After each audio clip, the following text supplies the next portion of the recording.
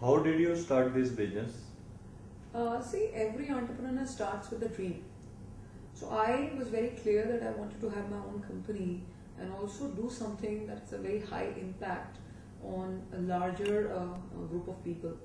And when I looked at various industries, it was IT, it was BPO, it was life sciences, I found that with life sciences, given the kind of disease conditions, indications we are working on, you could make an impact to a large number of people. As an example, Karmic today works on the tuberculosis disease area. That is affecting 9 million lives.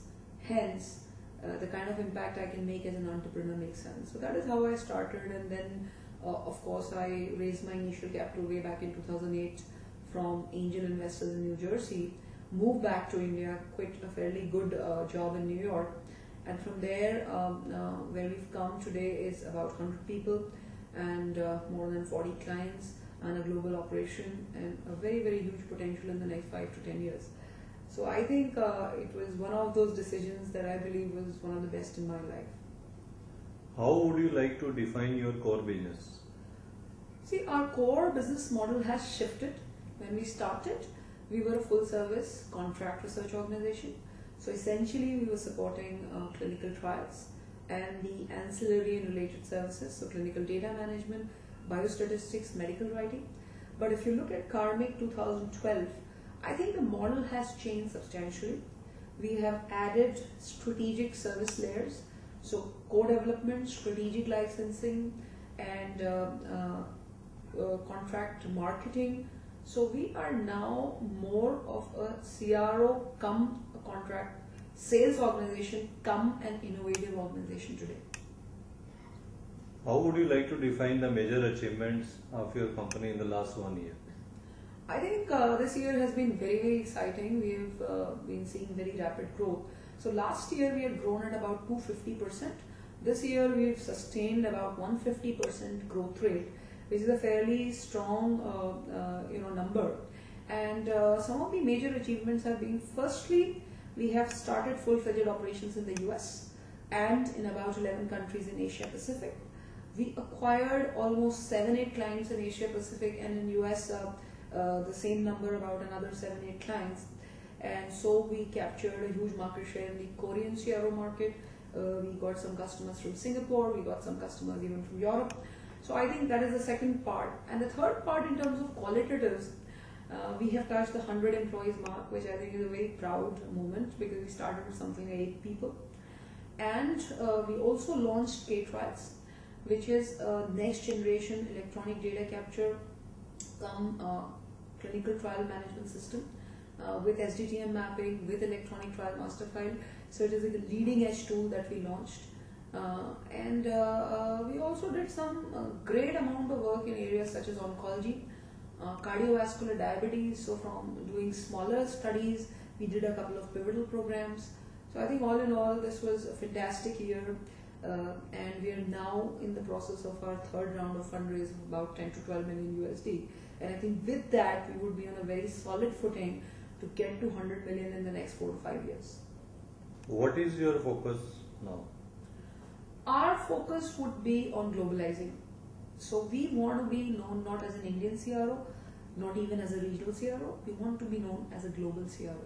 So we've started operations in the US, as I mentioned, 11 countries in APAC. We're also looking at Sweden or Switzerland, one of the European bases. So we want to go global. That is one thing our focus would be on. Second is that we want to move up the value chain, over a period of time. So we started as a contract research organization doing the lower end studies. Now we are into higher end studies. Now we want to get into co-development, marketing, strategic consulting. So we want to move up the value chain as a company. And I think some of the other things, as I mentioned, that we are looking at the corporate social responsibility piece very seriously. So this year we are working on acquiring some novel drug candidates for tuberculosis, and we would spend the next 3 to 4 years developing or co-developing some of these candidates and taking them to market. And we believe that if we could find a cure for tuberculosis, especially the multi-drug resistant, extreme drug resistant and total drug resistant varieties of tuberculosis, we would have made a huge contribution at a social level also. How is the current working? See, the current working remains the same, that we are a CRO. We are meeting our planned numbers. As I mentioned, we are doing almost 150% growth in terms of revenue. In terms of EBITDA, we are a little over 20%. Our attrition rate is under 12%.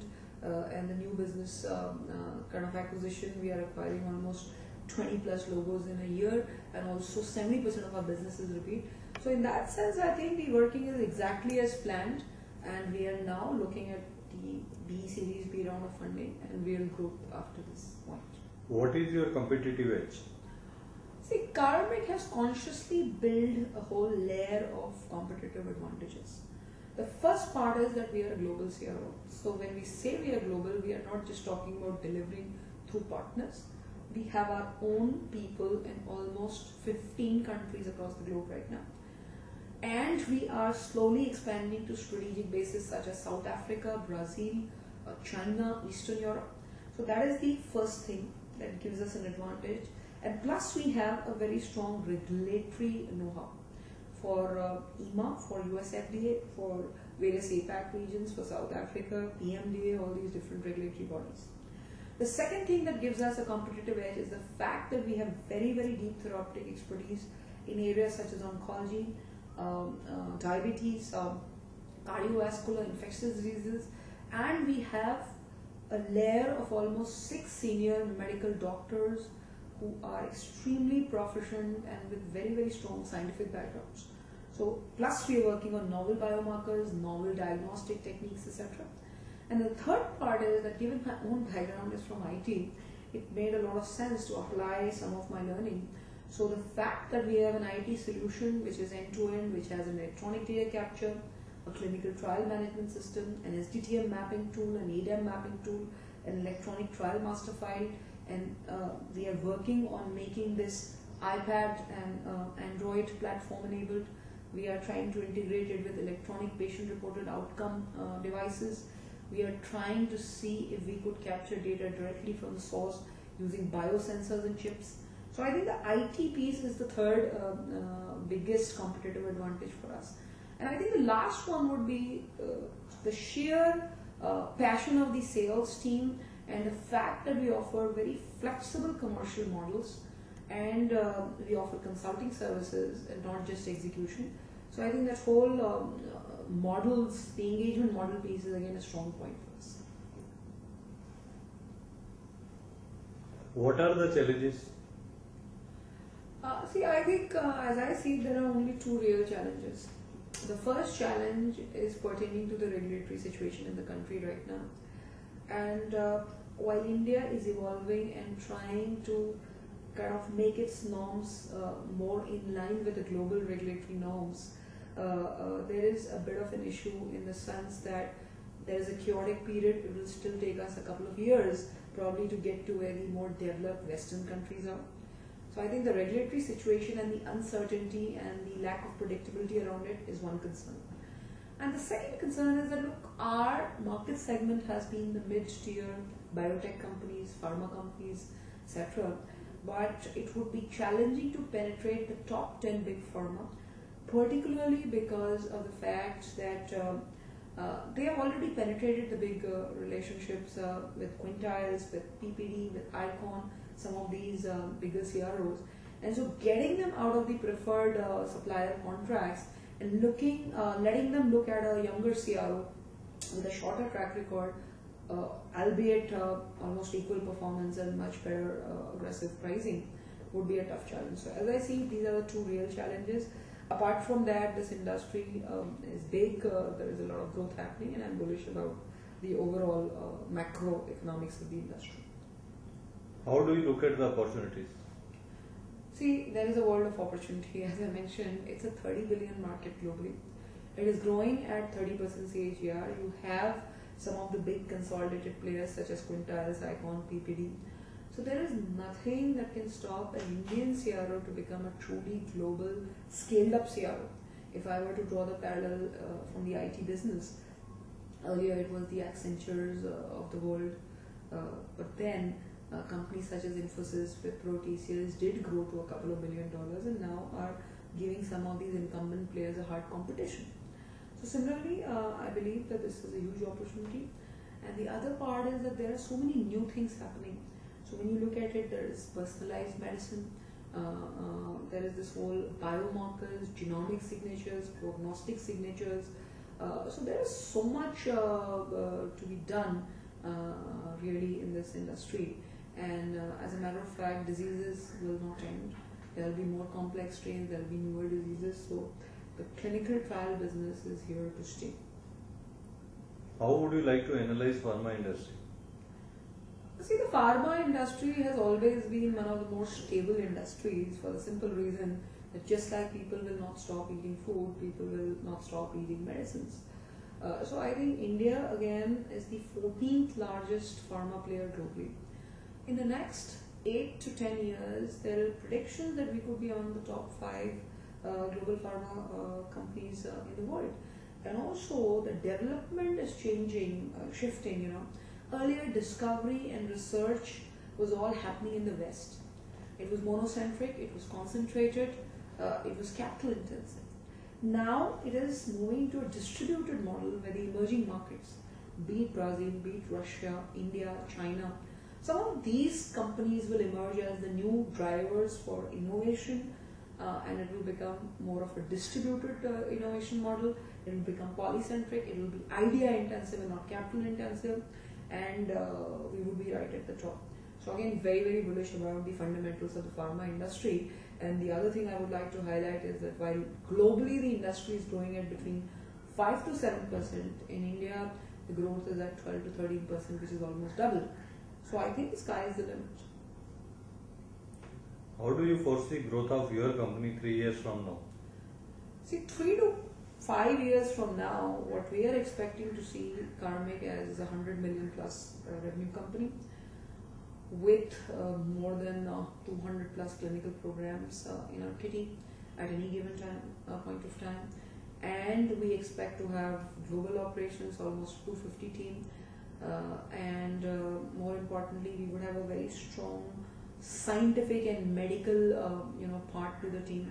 So I'm expecting that at least 20% of my staff would be PhDs, MDs, MBBSs, etc. And we definitely hope to be profitable and kind of serve the society in many different ways.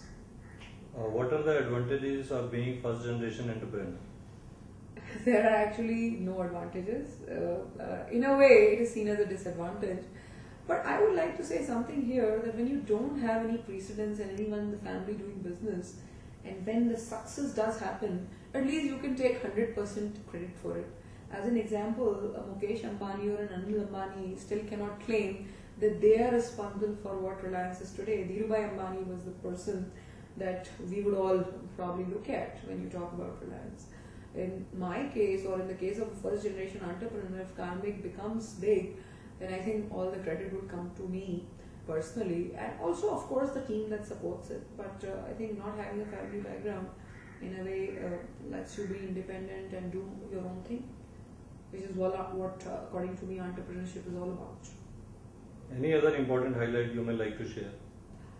I think since I have this forum, I would like to only say two things for the younger generation.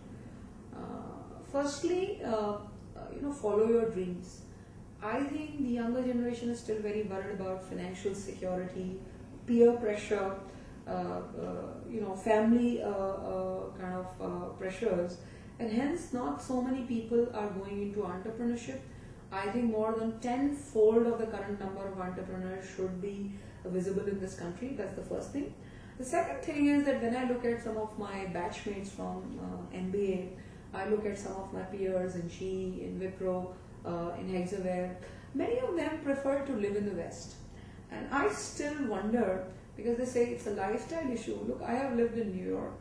I have been traveling across the globe for the last 10 years plus. But I don't think that the luxury of the life in India can be replicated anywhere.